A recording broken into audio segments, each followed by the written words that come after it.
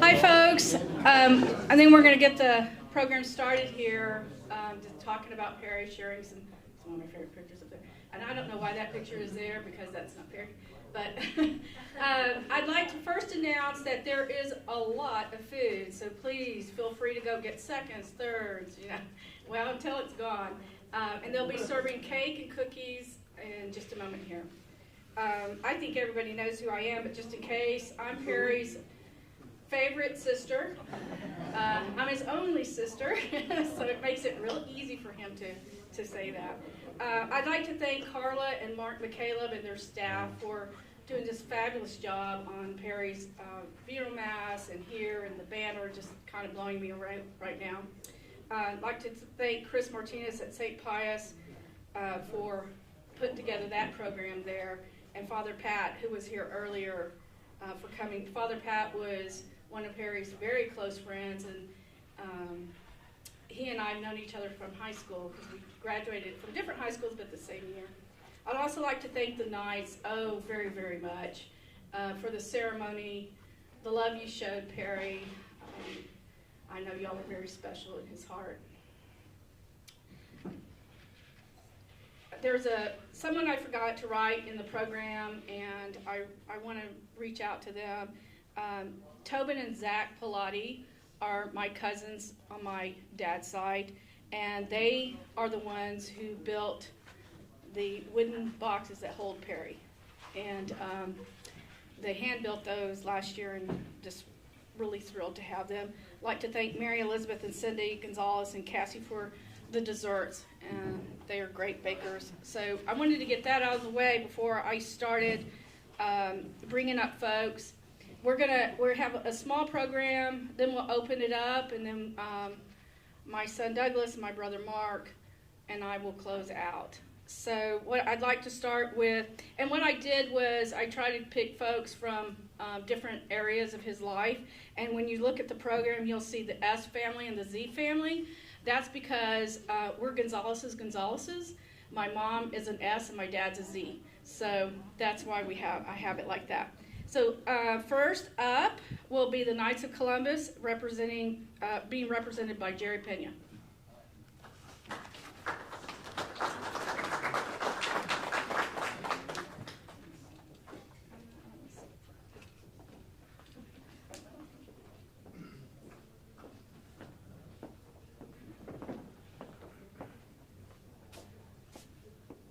Hello, everybody. My name is Jerry Pena, and I'm the Grand Knight for the Knights of Columbus. Perry Gonzalez, he used to call me Brother Pena all the time, Brother Pena. And to this day, I still remember him saying, Brother Pena. I met Perry probably about 2011. He had just become a Knight around the time that I became a Knight. And I met him, and just in talking to him, I said, where your family from? And he mentioned his dad's name, and I remember, I used to work with his dad's, and I can't remember his name. Benito. And I used to work with him at Regional Hospital in McAllen. I go, man, I remember your dad, he's a good man and all this, and I started gravitating to Perry. And then I started seeing how Perry was very devoted to the Knights, and I remember my granddad was very devoted to the Knights. And we talked a lot about the visions of what we needed to do as Knights. And at this time, we're not even officers, we're just Knights of Columbus. At the time when we were doing events at that time, it was once in a while we do a chicken barbecue, once in a while we would do this and that, and then all of a sudden we'd do a fall festival, which was for St. Pius. And I would say, yeah, I'll help, and he would say, I would help too. And I said, okay, Perry, let's do it. And it just, at the time, it was Brother Pena and Perry doing everything. So it was like, what did we get into? And at the time, we were, okay, we're going to do this. And I remember him calling me at 3 o'clock in the morning, like you ready to go? Let's go start the pit. We got to start the chicken barbecue and all that. And the fall festival, I remember, because at the time, and it still happens, you have the machinery there the night before. So we needed 2 guys, or however number of people to show up to be there to guard, just in case somebody came in and vandalized the equipment or whatever. And we would send out notices to everybody, and Perry was there, like, let's go do it. All right, let's go do it. Well, I thought we were only going to do 2-hour increments. No, it was all night long. we were like, oh man, because then the next day we had to go back to sleep and then get up and start the barbecue for the fajita tacos or whatever. So I'll always remember Perry as somebody who was a man of his word, very committed to the Knights of Columbus and charity. He would donate his time. In unity, he would want to unite the other Knights to get together to do events. Fraternity being in all the social events that we had, and fraternity very big with the United States flag. I remember we did a flag presentation, a retirement of the flag presentation, and he was there all the time. As a friend, I'll miss him a lot, and as a Knight, I'll miss him a lot too, because he was just one of those guys that I was shocked June 23rd, 2020. It was just too hard. So, thank you very much.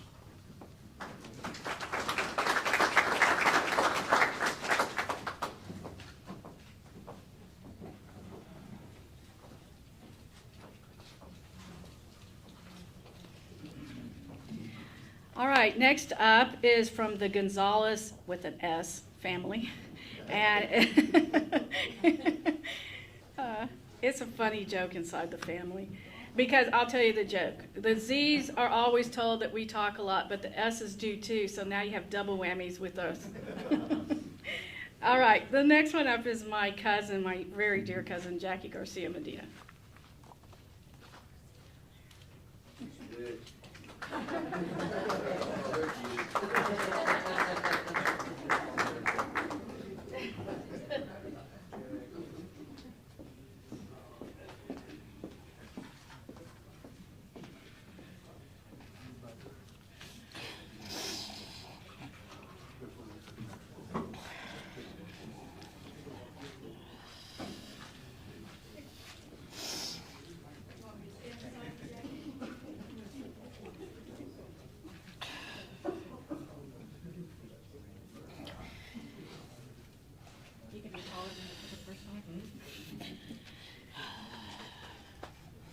Sorry. So Perry would tell me, don't be dramatic, just get up there and do it. So I'm going to be really brief, but my cousin was a good man, and we all loved him very, very much. I'm going to read this. It's a poem. It's titled His Journey. Oh, thank you.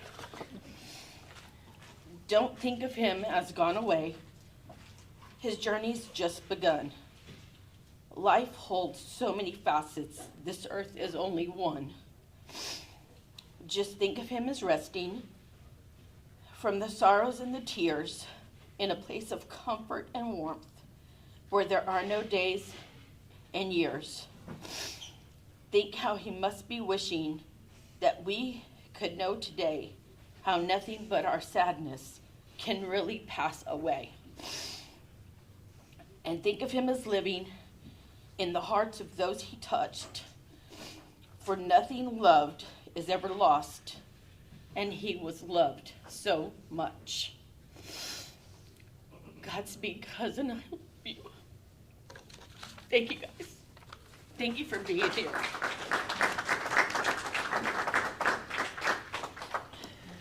When you get your dessert plates, you'll notice there's a Snoopy on it. Perry loved Snoopy from a little boy, and we grew up in Fort Worth, and the Fort Worth Star-Telegram, when he was, I think, 5 years old, had a contest of who colored the best Snoopy would get tickets to the very first Snoopy movie. So that was years and years and years, too many years. And Perry submitted it, Mom submitted it for Perry, and he won. And so we went to the Snoopy movie. I still remember it, on Camp Bowie Boulevard in Fort Worth.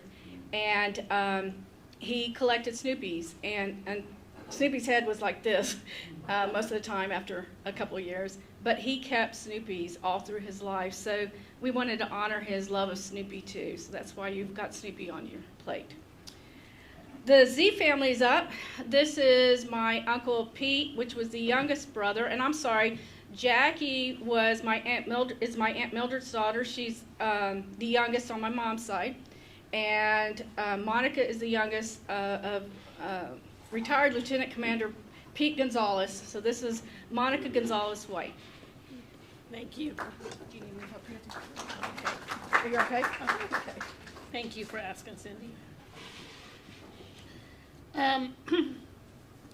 Perry was just a few months older than me, and as she said, our fathers were brothers, and boy, could Perry and my dad and Uncle Ben talk about guns and ammo, and always engaged with each other.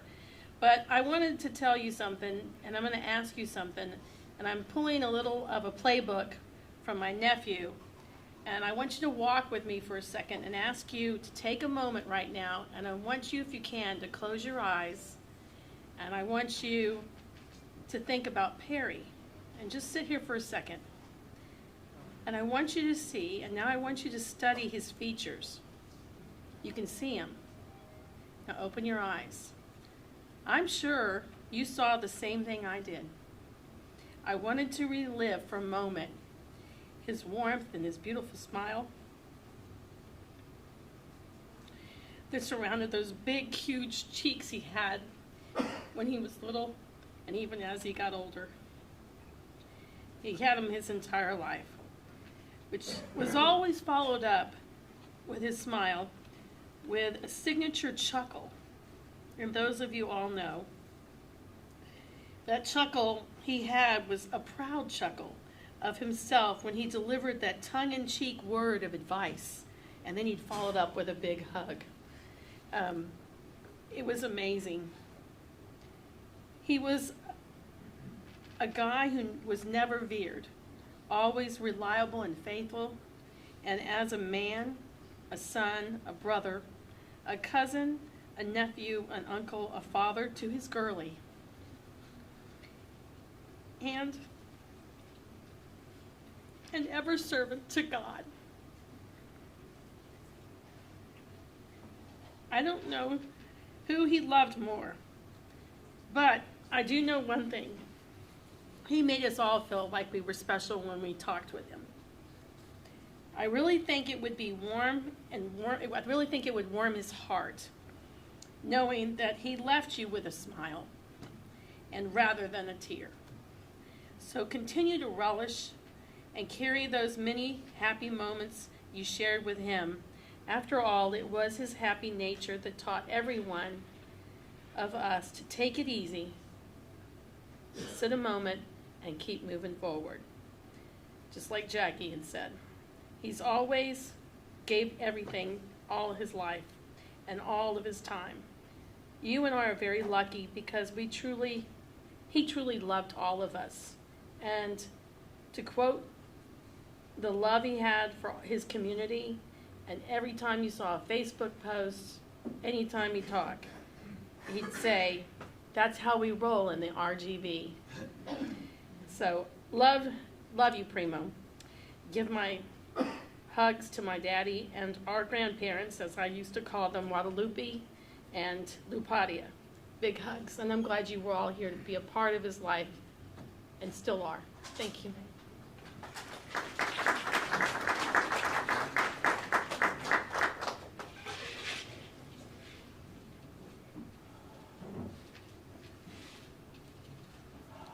Well, this next group, if the Knights thought they had a lot on with Perry, this next group really had some stories with Perry. That's the class of '81 from Edinburgh High School, the Bobcats. Perry loved his friends. And, it says a lot if after, I think, 40 years, it's okay, 41 for me, but 40 years, that his friends still pay tribute to him, just want him around them, and he really loved his classmates. So representing them today is Omar Villarreal, and who I realized, or didn't realize until recently, that he and Perry moved down to the valley at the same time.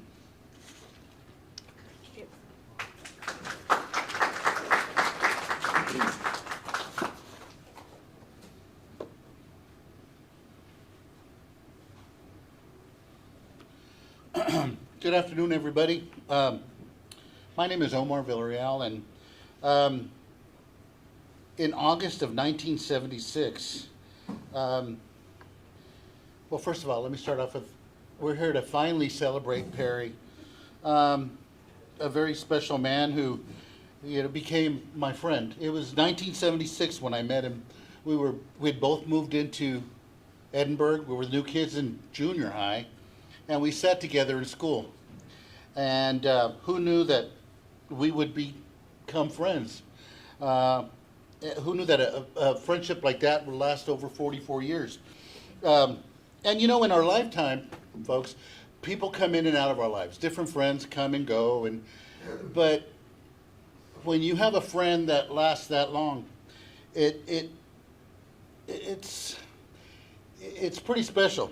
We had a lifetime of memories filled with incredible times of our youth, fun times, adventures, countless antics that we would trick each other with different pranks.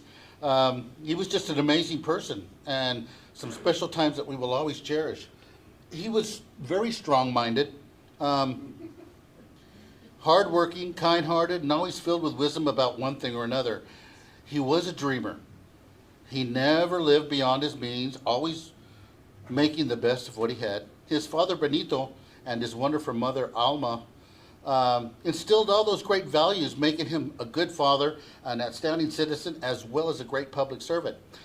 And if you knew Benito,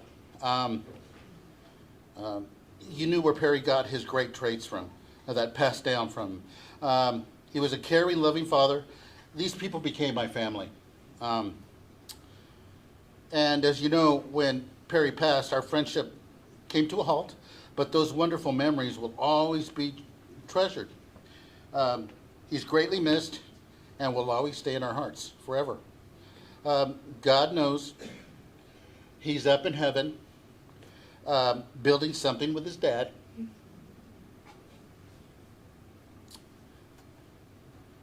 As they were always in the garage tinkering at one thing or another. Thank you.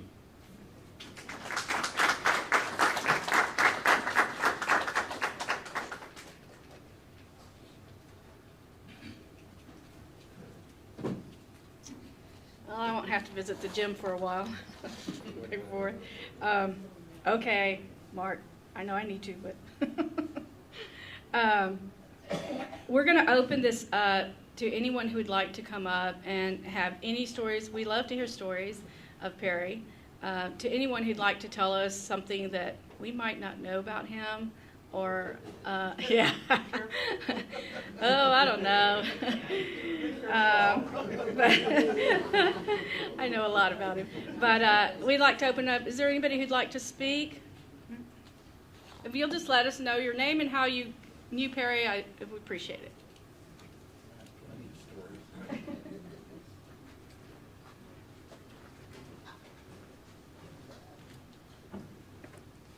Good afternoon to everybody.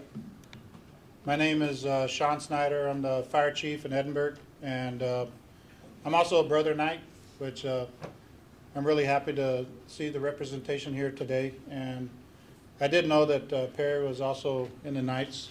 I found that out at the fire station one year, and so there ended up being a number of things that me and him had some common values and beliefs, and one of those was that, and our belief in the Catholic life and God. So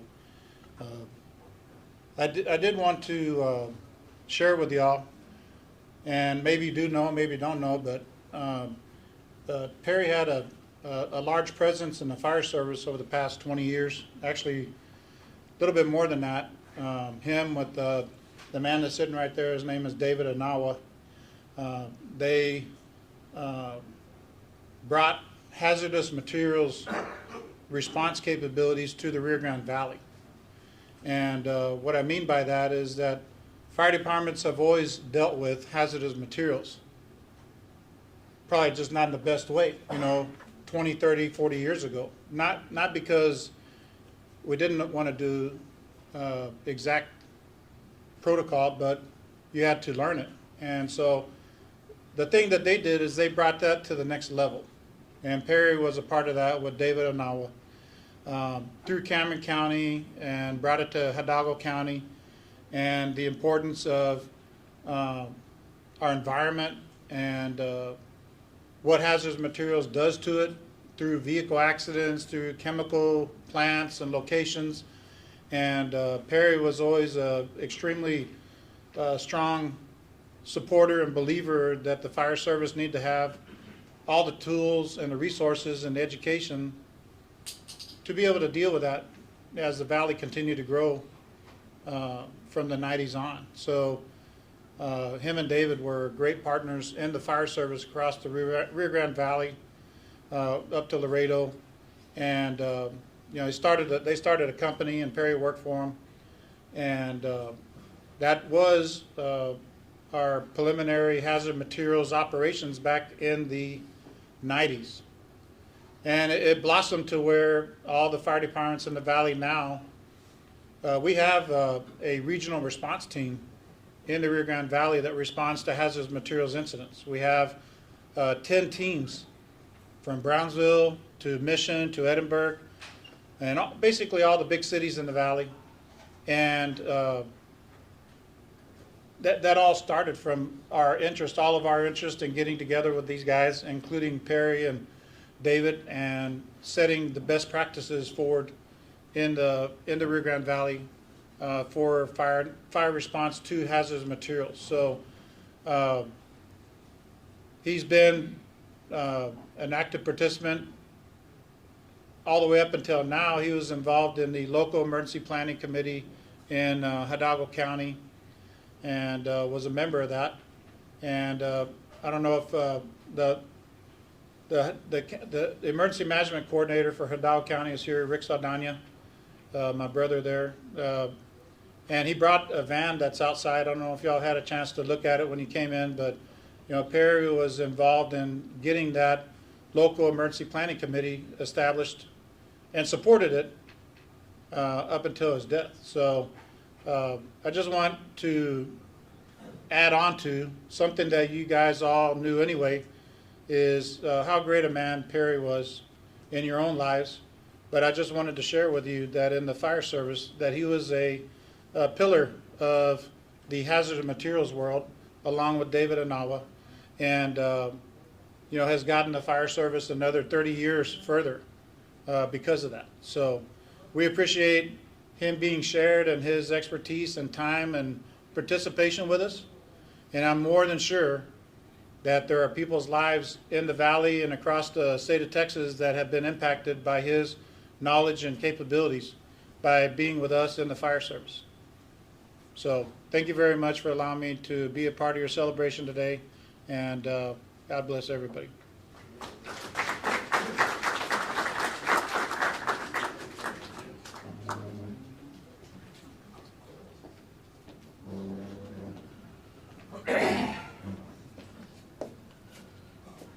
Well, I have to thank Chief Snyder for the segue, which I didn't expect. But anyway, I'm David Hanawa. I was born and raised here in San Benito. Went off to A&M and then on with Exxon, and then traveled the world for work there, and then had an opportunity to come back here to the Valley in about '89. And in '93, we started a company called Code 3, excuse me, Emergency Response. And that was the first private hazmat team in the Valley to augment and supplement and support the fire departments. Perry came on soon after that, after being with Valley Baptist Hospital along with Juan Cadenas for a number of years. And Perry had done a lot of safety work and a lot of chemicals, familiarity and regulations, and compliance issues with environmental. So he was a good fit at the very start and became part of that. From the, let's just say, 93, 94 timeframe. And then we sold the company in 98, and then we had,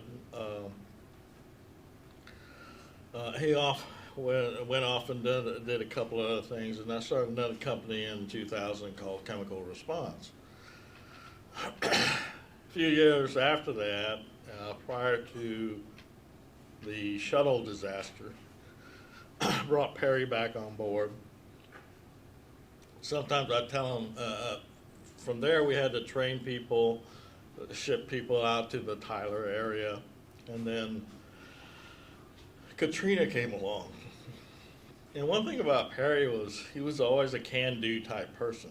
You know, come to him and say, hey, we're being asked, staff up. We go from 20 people to 120 people in 2 weeks. We had to train them and get them ready logistically to leave to go to New Orleans and Lake Charles. And here it is, your responsibility. So I dumped it off on him. And he did an excellent job. And you can imagine when we just let the word out, hey, we're hiring people, we hired 100, but there's probably 500 that applied. And of course we had to cull a lot of those, and he was good at, okay, you're a keeper, you're not. Things got slow at one time, and we had to part ways for a little while, and you know what? I said, you know, I need him back.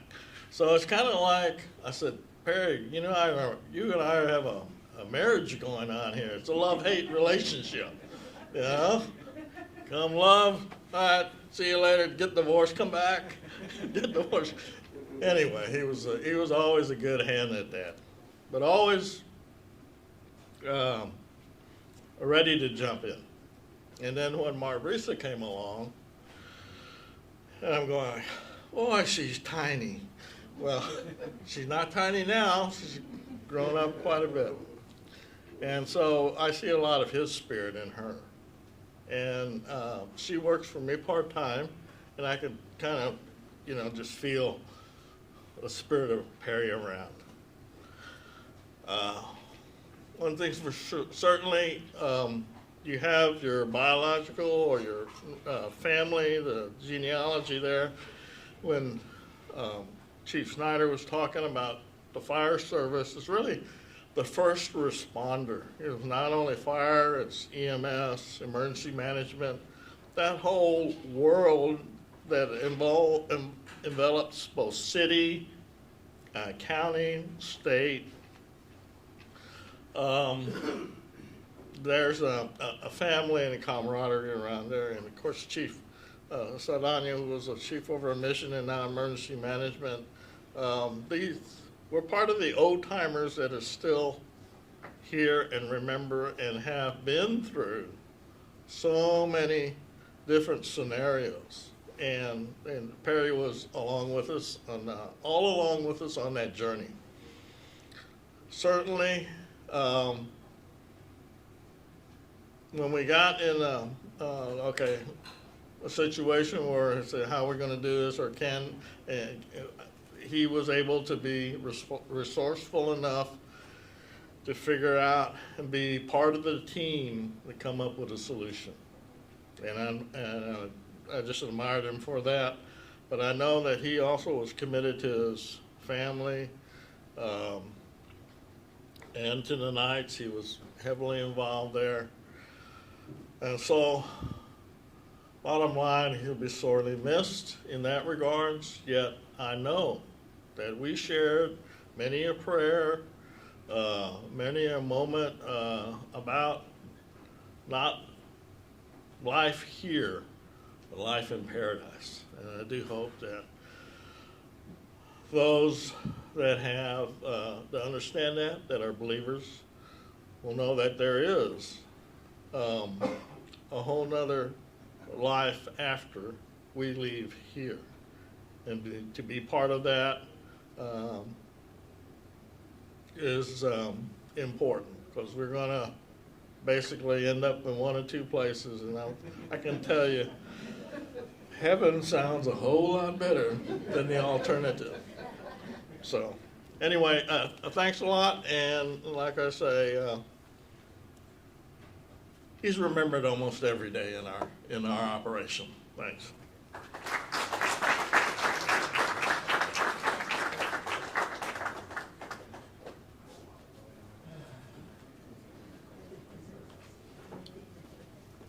First of all, I want to take that down.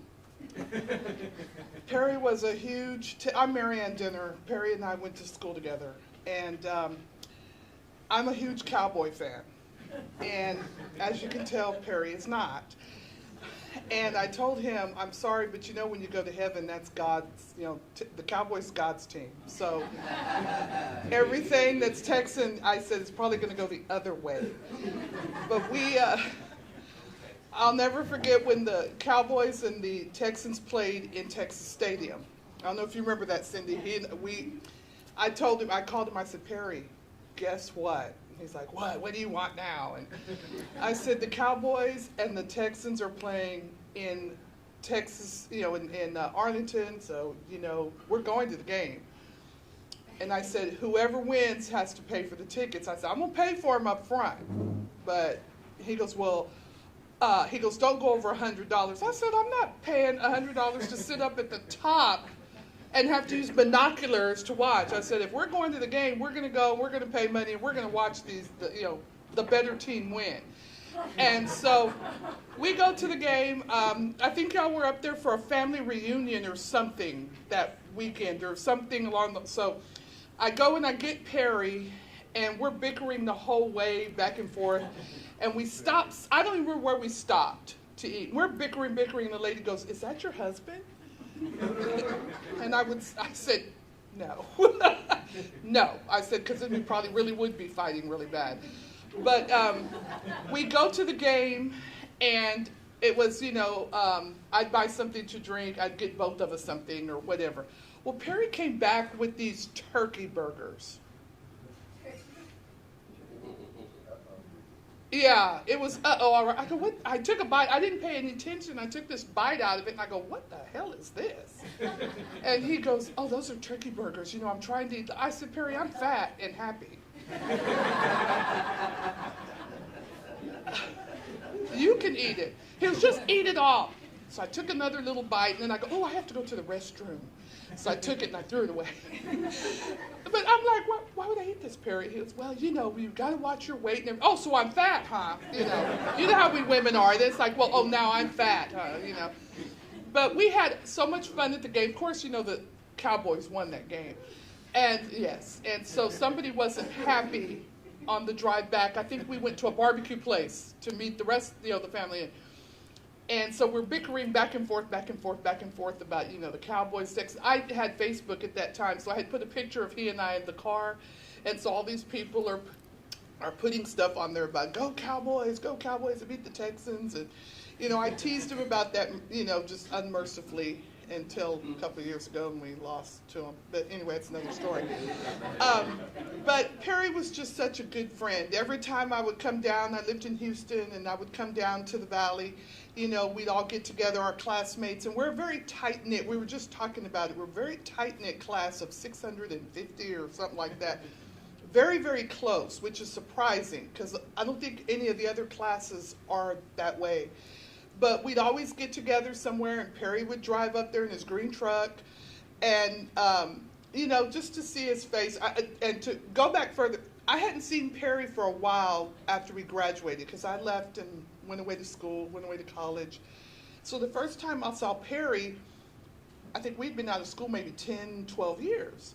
And he's talking to me, and I'm like, who's this guy talking to me? And he's talking.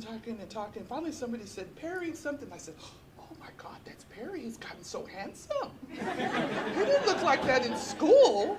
I don't remember Perry looking like that. And I said, you're Perry Gonzalez. He's like, you don't remember? I'm like, yeah, but you didn't look like that. He goes, well, he didn't look like that, not at all. So, but it was just a joy to know him. He was such a good friend, and I know when Cindy called me, it hurt so much. I saw him a few days, a few weeks maybe, but it wasn't a few weeks when we came by the house, and to see him like that, it's just really hard. And you know, I told him if there's anything you need, if there's anything, you know, you call me, and he knew I meant it. And I loved him so much. He was such a good person. And I'm glad we could all share it. And he probably would hate this, but just to know that, you know, somebody is in your life. I know they talked about that. You know, people are brought into our lives for reasons, and we don't know for how long or for what, or, you know, but it just being able to share your life with certain people just means so much to me. So thank you all. All right.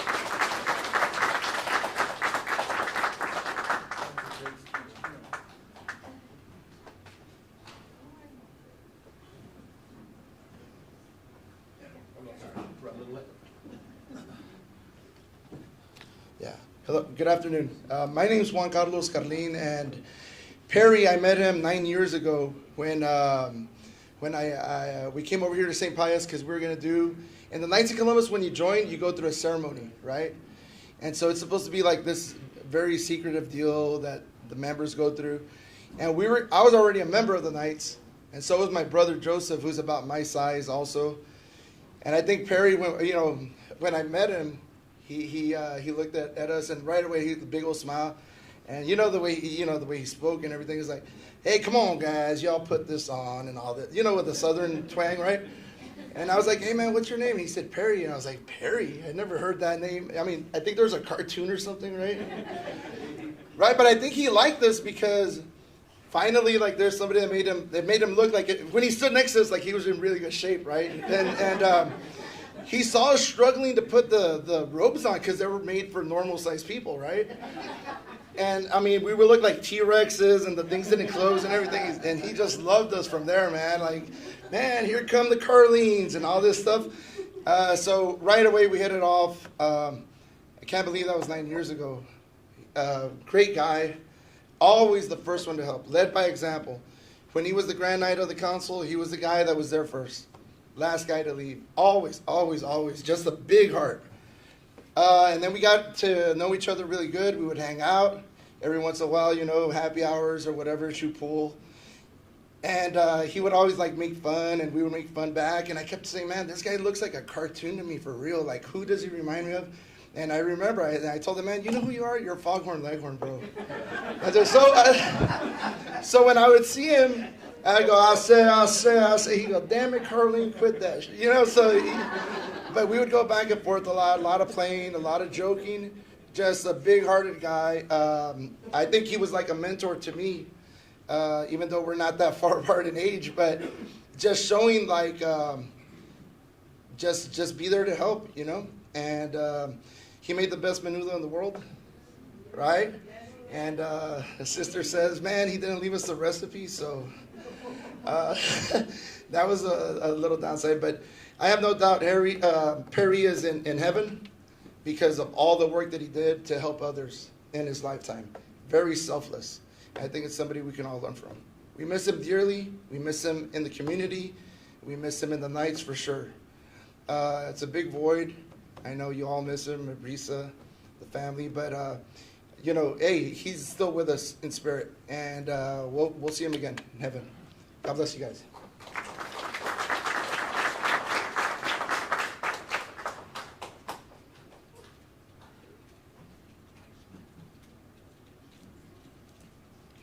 Thank you all. I really appreciate y'all coming up. I'd like to bring up Perry's first nephew and my son.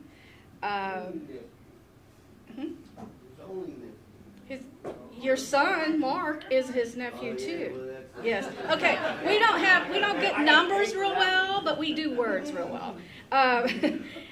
This is Douglas Harrison Ray, and well.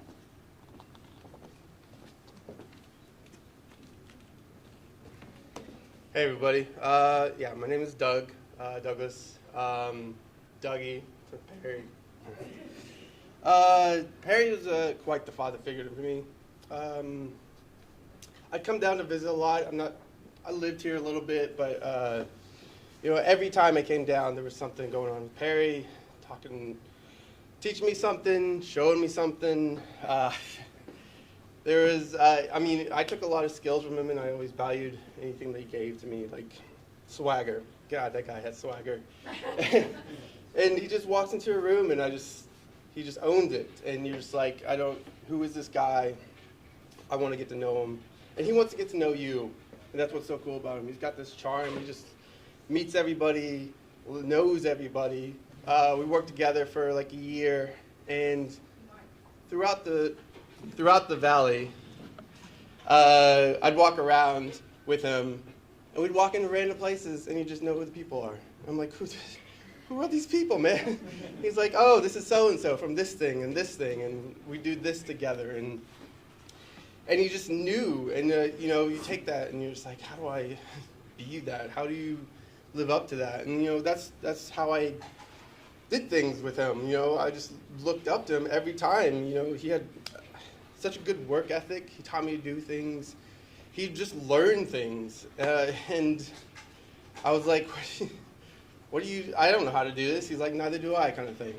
And we're gonna learn how to do it, and and then he had Marisa, and I'm almost his age when he had Marisa, which is, I actually spoke to him like the weekend before, and just talked about kids and having kids and what to do, and he was giving advice. The guy is on his bed.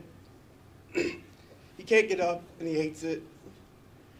Like, he always wants to be doing something. He doesn't want you to help him out. He wants to help you out. And he's helping me out about how to live life the next years and what to do about that. And you're like, come on, man. Let me help you out somewhere. And so, I don't know, every time I'd visit, and I just keep thinking about every moment, and they're always memorable.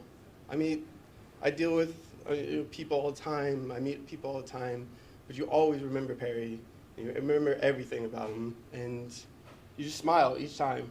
You're just like, God. Thanks.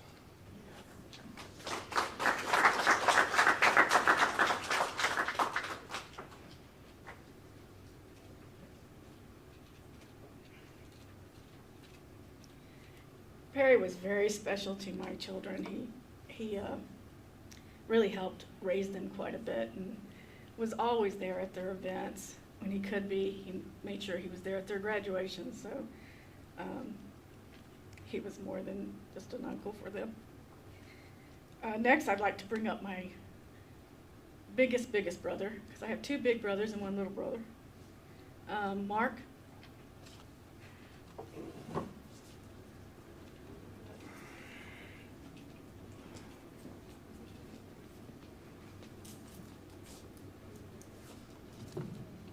Thank you. No, what can I say about Perry that everybody don't pretty much know? He was just one of those entities that is, and will always be. He's with strength and weakness. He was my heart. And when I heard it from him, he said, hey, I want to apologize. And I said, wow, you did something wrong, cool. He said, no, I now know what it feels like when your back hurts. When I was in the Navy, I ruptured my lower disc, and they took it out. And it's never been the same. Well, he was telling me about how his back was hurting and how it really just took him down. And I told him a lot. I said, look, man, don't mess with your back. Don't do that kind of stuff that says, I can do one more thing. It's not going to work. It won't heal.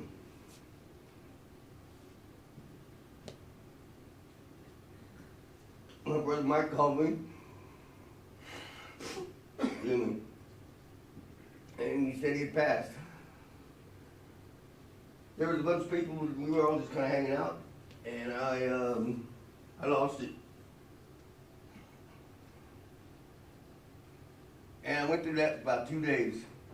I couldn't figure out which way was up, and I couldn't figure which way was up. Because I couldn't figure out how anything could get down when he was my brother, and he was my heart, and he was a leader for me, and he was very much like a bedrock. He protected me. He covered me when I kind of flighty. Hey, you don't know me. I'm cheering over there, please. But he did it with finesse. You know, he would be doing something and he knew you had screwed up. And you were waiting for him to say something, he wouldn't say nothing about half the day gone, and you just slipped this little thing in and you're like, oh man, you thought you were on a groove. Well, that's what he did when he boosted you up also. He never came out right to you. He just brought you along. But he never excluded you either. He made you feel like you were the integral part to the success of whatever was happening. Whether you were 1 or 100. He had a strength of soul. Soul that came from depth that few can ever attain. Few can even imagine what that's like. It was natural for him. It was a natural. He made you what you are when he was around.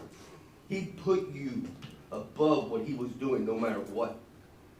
And yet, you couldn't deny that he was the one that was there. So everybody came up. If you screwed up, he'd take the hit first, but he'd make sure you got some of it too. Oh, he was going to share, but he shared righteously. He didn't share to hurt you. He shared because he cared. He gave a damn.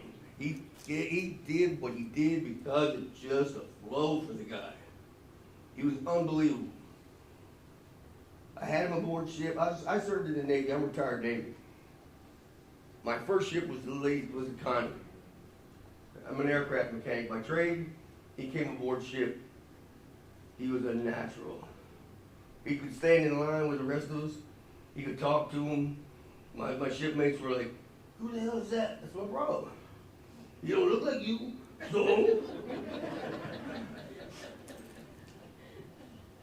we were all sort of individuals in our family, but he was kind of he was a storyteller. He could tell some stories that just blew you away. You just couldn't, like, where'd you get that? I don't know, man. I don't know. We gotta find out. Whatever he's got, we gotta get some. He was a class act. But don't make him mad. Because he had a class anger. They'll put you in your place right fast. He never excluded you, but he put you in your place. He was a leader. If they said, hey, Perry, we got to get this done, say, win. Hey, Perry, this needs to go over there, win. Never how, what am I going to do, oh, woe is me, whatever. It was, he had, and then we have a thing called the can-do spirit. Can do, can do, can do. All they want you to do is say, we can do. They should have hired Perry. He was born with can-do. He was born with making you important. He was born to understand that to make some people important meant he was going to get walked on. He popped up like a balloon. You ain't walking on him. He might let you, because that makes you important. But I guarantee you, you sure ain't going to want to hear the pop when he finished. Because he made it happen. He made it happen. And though his life is gone on this earth, It'll never be gone from your soul. You won't be able to go the rest of your life without thinking about it. Something will happen, and you'll turn around, and you'll think he's right there. Amazing. Amazing. They call that sainthood. He may never reach sainthood on title, but he is the saint you should listen to. He is Perry. For those of you that know him as Perry, you knew him as Benedict. But like my dad, Benito, there's no other in his generation was a B. He was the only Benedict. He's the only B. He is the B. Because he served his Lord, the Alpha. He was the problem to the Lord. He was the one that showed me how to get back. I ain't saying I'm real bad, but you know, don't look on the back of the coin. I was the reverse. He said a lot of things straight. He covered a lot of things that I'd done that I didn't know he covered. So he told me. So remember that day? Hey man, I didn't know you got that bag, man. What happened to the bag? You know, put it in your shoe. Mom didn't know where it was. Oh, hey, Mom.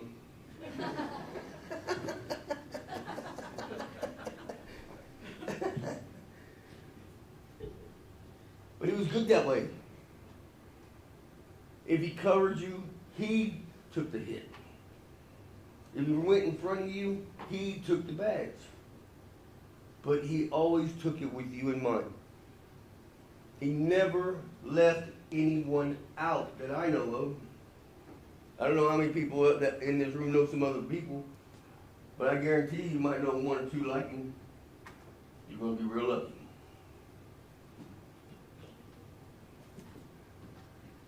I'm going to be 63 in June. In this month. This is a sad birthday, but a glad birthday. Glad that he was here. Glad that he made 62 years.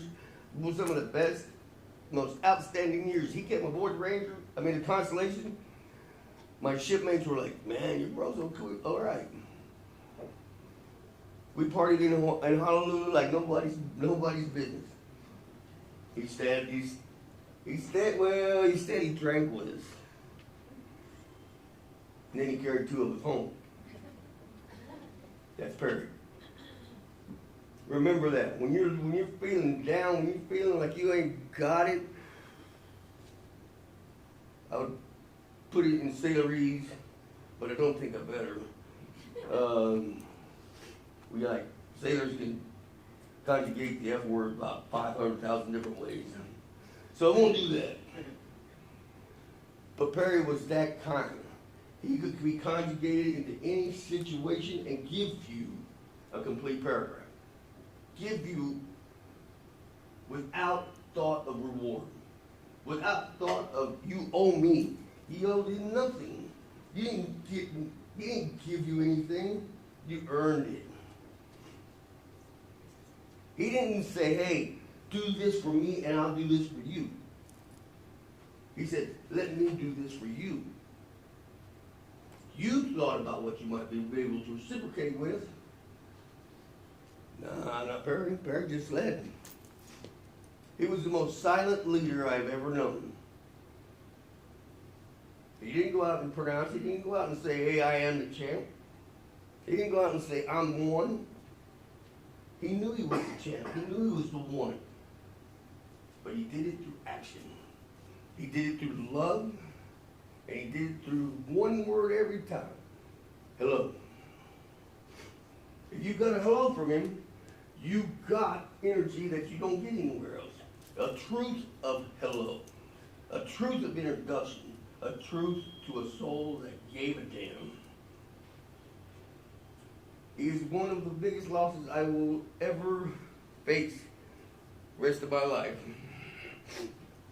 But to top that off, he is the greatest entity to try to emulate. He has soul, baby. He has soul. And you can't beat that. You can't beat somebody that's got soul. Somebody that'll stand up for you no matter who you are, no matter what you look like, no matter what you say to him in private. He will never give you away. He never gave nobody up. He never gave nobody up. He would take the hit and stand there and go, "You got some more? Who did that? I don't know. Who did that? I don't know." He'd take the hit for you all day long and never ask for "you owe me." I don't think anybody owed him anything because he wouldn't let you. That, my friends, is a star in your book. You got a star on your page of life. He was your gold star. There's others around you. Use him as an example of what you know to be a truth. Not the truth, but a truth. There's a difference. He was the difference. He was the bridge to understanding that we all mean something to everybody else around us. He was the stone in the ripple that created the ripple in the heart. When he splashed into your heart, I guarantee you it didn't do nothing but keep going out farther and farther and farther, and you kept trying to find somebody to do that for. That's my little brother. I'm massively proud because he was in my life from the time I can remember it was a time. He was in a powerhouse. He never denied you. That is something I dare anyone to say that's been in this room that they have not denied somebody. I can't remember a time Perry denied anybody. Not even the worst in our neighborhood. He would not deny you. He might not talk about you. He might not say nothing, but come down to brass tacks, and he was helping you polish that up, and you were going to shine. He was the man among men. I miss his body. I got his soul. I got what he gave me, and I'm taking it, and I'm going to run with it. There is no denying I will score my own sense of worth because he donated too much to that. He's not everything. There's people in here that are just as important. But his donation is undeniable. Undeniable. You cannot say you knew Perry Gonzalez and say he did not influence you in some fashion. Whether you liked what he said or you didn't like what he said. Perry could tell you what to do with what you said, what you think. And go ahead and do it anyway, and you still make you look good and never ask for nothing in return. That, my friends, is a powerhouse.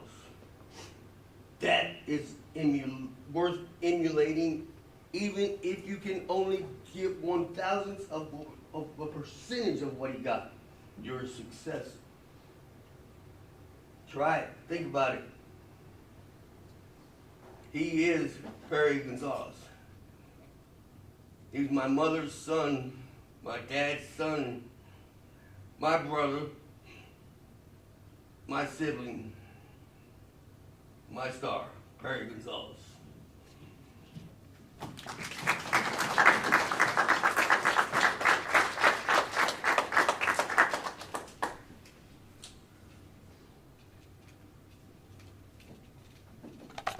Well, you can tell, not I'm the only girl, I'm the shortest one in the family.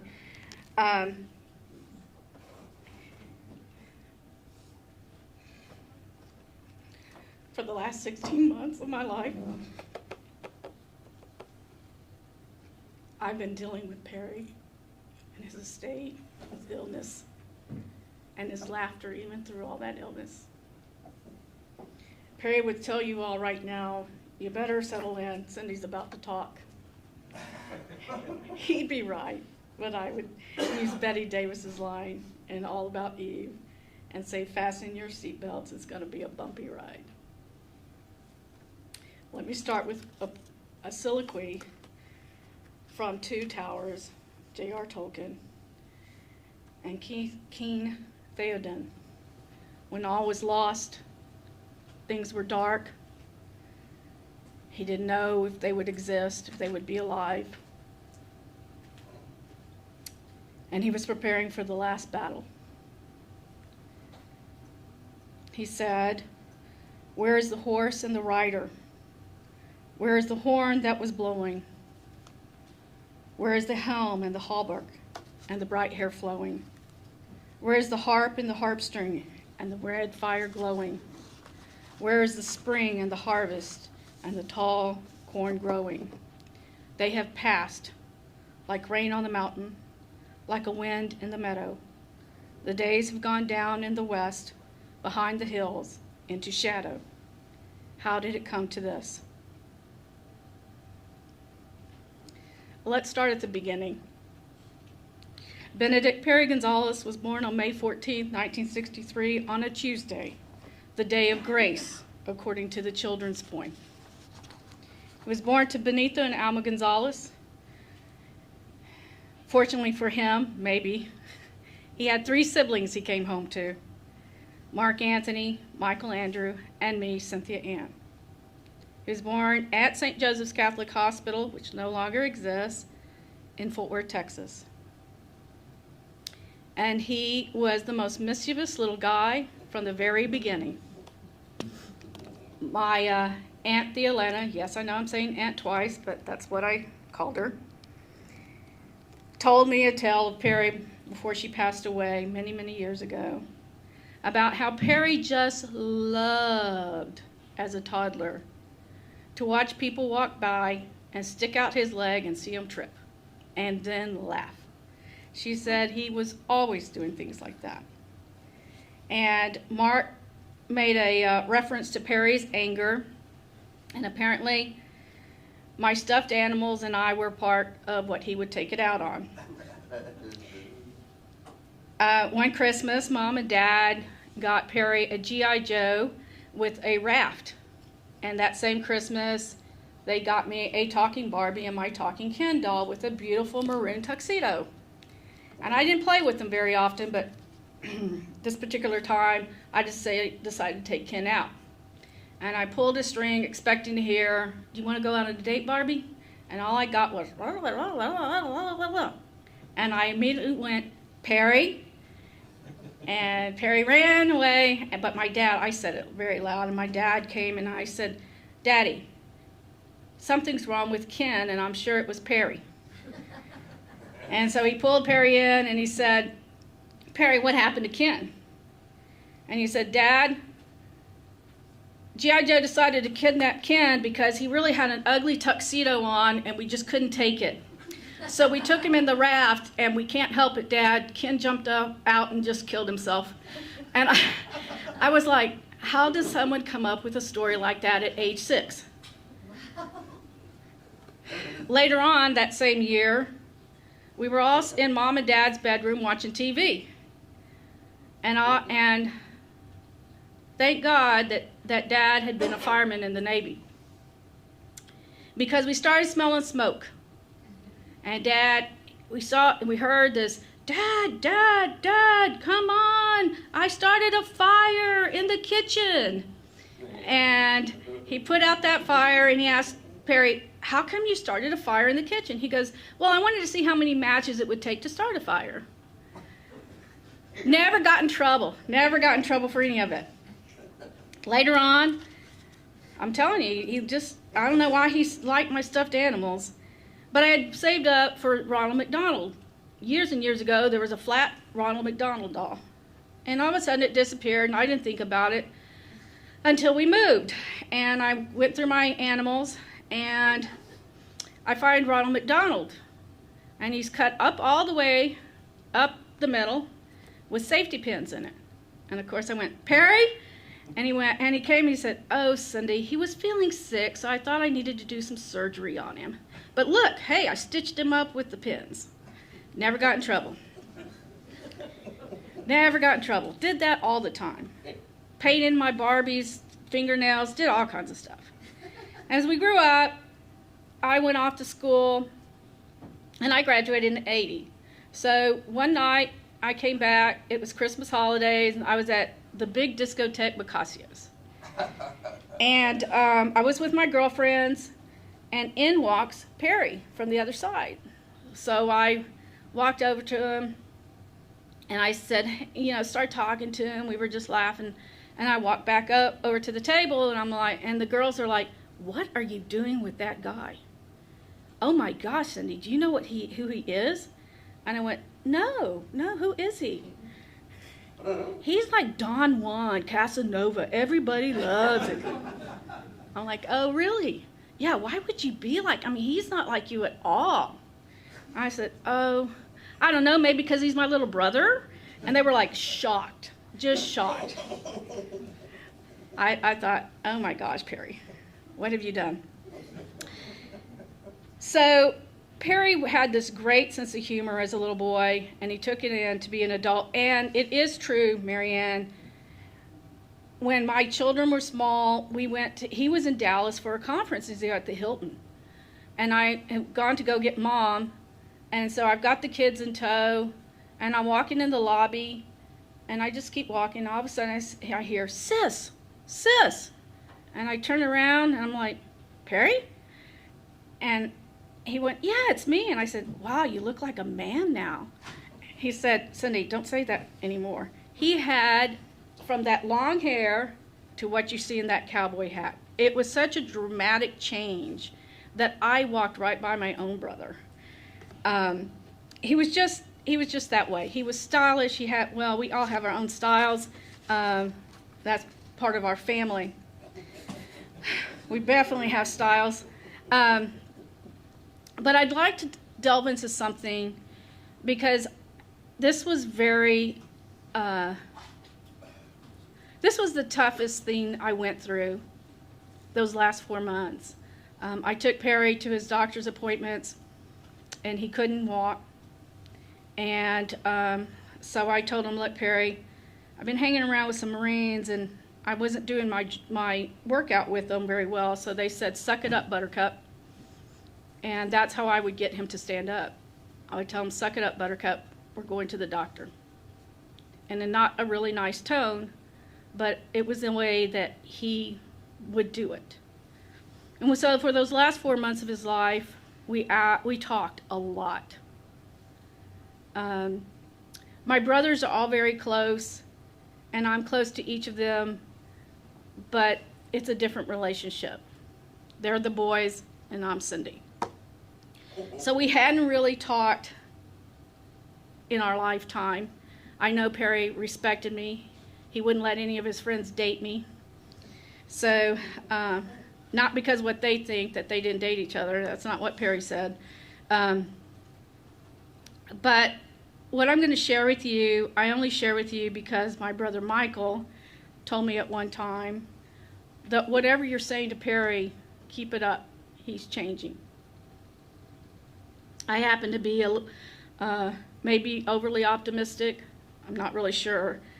But I have a lot of faith, and I only believe that if you allow the mega plan to happen, you're going to have a happier time.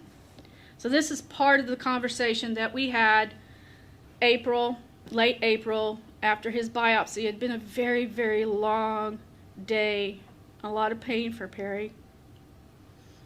And it was the last time Perry walked. And he walked because he was so drugged up to go into surgery that he got up and walked. And it was the last time I saw Perry's real smile. But on the way home, it had been raining, it was dark. We'd gotten there in the dark, and we were going home in the dark. And there was a wreck on the highway, so from Valley Baptist, I got off on Lincoln. It's a zigzag back to the other highway. And we were just talking, and he said, "Sis, I really don't understand." And I said, "What don't you understand, Perry?" He said, "I work so hard. I love my friends. I love my family. I love God. But I have nothing. I have no bank account to say call for. I need hip repairs. Why, sis? Why don't I have what all my friends have? And being the sister who Benito Gonzalez made sure I was blunt, do not mince words. I like going from A to Z in a straight line. I said, Perry, you don't see yourself as worthy. And if you don't see yourself as worthy, you don't understand the truth of wealth. Wealth has nothing to do with your bank account. It has nothing to do with the size of your house. It has nothing to do with the homecoming queen crown or the hats you wear, which you can see wore a lot. I said, worth comes from self-love, self-worth, and self-care. And unfortunately, I said, Perry, society thinks of those things, those terms, as selfish. But in actuality, you have faith, but you're not using it. And he said, I don't understand, sis. I said, well, Perry, most of the churches and majority of religious Christian churches never teach the second greatest commandment in full, in its entirety. I said, do you know what's the second greatest commandment? He goes, yeah, love thy neighbor. I said, yeah, you're forgetting the second half. Love thy neighbor as thyself. If you are not loving yourself, if you're not taking care of yourself, you're not taking care of your neighbor, you're not loving them. You're kind of putting on a show. I said, the other thing is you don't set boundaries. And he goes, what do you mean? I said, well, expectations. And he said, yeah, but God tells us to love unconditionally. And I said, yeah, he does. But even God set boundaries and expectations. And he said, no, he doesn't. I said, well, what do you call the 10 Commandments? I said, those are expectations and boundaries. He will love you, but he also has expectations of you. And you don't apply that in your life.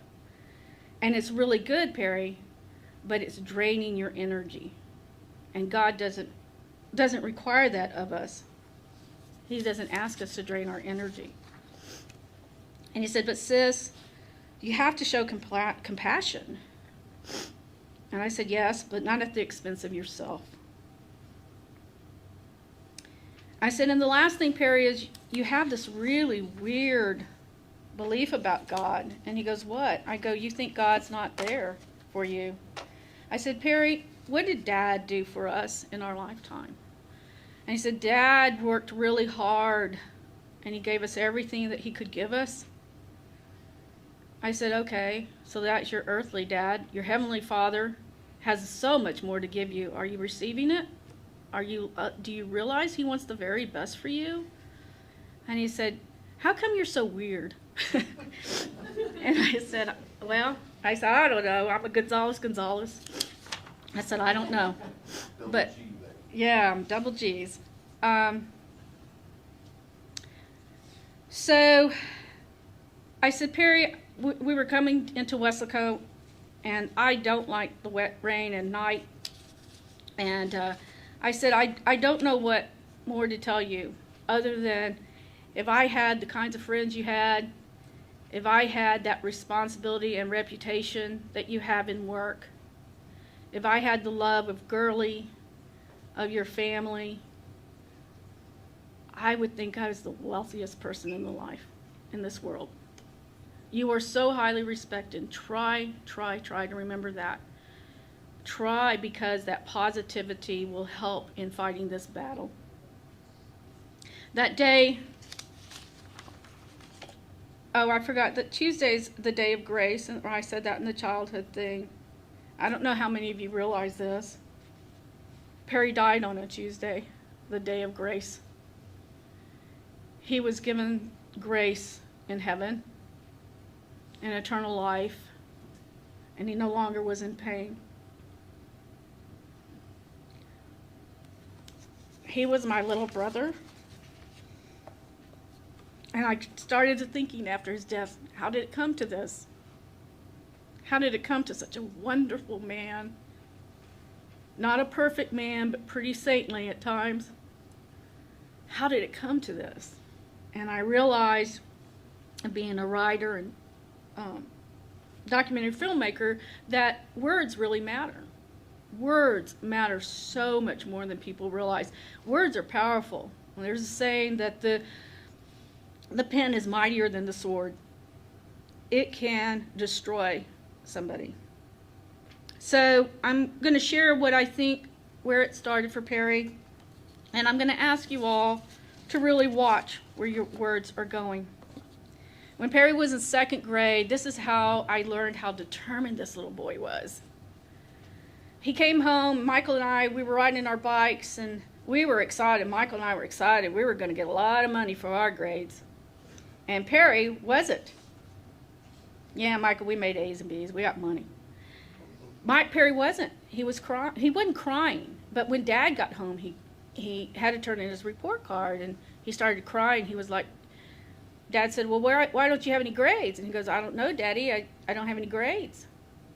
And so my dad, who only went to the school 3 times that I can know of, and all for Perry, for Perry situations, went up to the school at C.C. Duff in Arlington and sat down, asked for the teacher, and sat down with the principal and said, why does Perry have no grades? And he said, well, Perry's in remedial education. They'd never called our parents. And he goes, really? Why is Perry in remedial education? Well, because he doesn't understand English. And my dad laughed so hard, banged his fist on the table, and said, you have got to be joking. This kid doesn't even know a word of Spanish. My kids don't speak Spanish. And they were like, really? And yes. So they immediately put him into regular classes. He started making B's and C's. Ends up, he was probably the genius of the 4 of us. But that experience stayed in Perry's soul. And we don't realize things that happen as a child, how it really affects all our futures. And I think Perry felt unworthy because he didn't realize how smart he was. Except in high school, occasionally he would tell me how dumb my friends were, so he had to be smart. He was a very intelligent man, but words matter. Words truly matter. So there's 3 things I'd like you to take today home with you. First is the wisdom of Perry's life. And Michael and I were talking about this the other day. Man was the least judgmental man I've ever known. I can't own that one. Don't judge others, especially yourself. You're God's child, therefore you are worthy of what you are willing to receive, all of God's gifts. The lesson of Perry's life is do not worry. I'm overly concerned. I don't like to use that I'm a worry, but I'm overly concerned. And I learned that flexibility really is the death sentence of worry. And I had a big wake-up call yesterday when my son, due to the delays in flights, missed his connection to Houston and wasn't going to be here till today. And it really just threw me for a loop. Because my children are my life, and they give me a lot of strength. So do not worry. That's Perry's life, lesson of his life. And the third thing is be like Perry. Be there when you're called, even when it's inconvenience. It's the key to everyone thinking you're their best friend. Perry had a lot of inconvenience, but I can tell you, I like Mark, I doubt there's one person here who called Perry and was told no. I can't do it. He was always there for everyone.